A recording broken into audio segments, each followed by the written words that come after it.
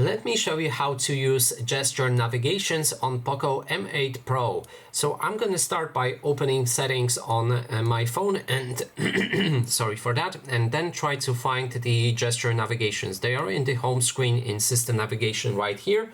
And now to actually use them, let's adjust the settings first. We can hide full screen indicator.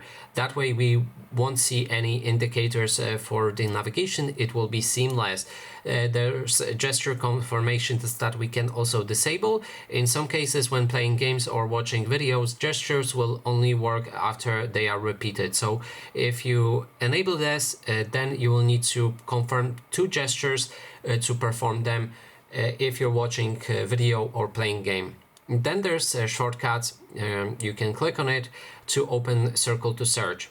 Press and hold full screen indicator, which is on the bottom right here, to call out the circle to search. And circle to search allows you to do all sorts of things, and I shown you that in my other video, specifically how to use circle to search. Then when we have this, we can see the actual navigation on how to use it. So if you want to go back to the home screen, like a middle button for 3 buttons navigation, you need to perform a quick swipe up like that. If you want to open running apps in the background, then just swipe up slowly and wait until all of them show up.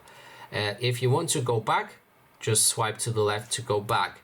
And that is basically everything. Thanks so much for watching, and if you like this video, please consider subscribing.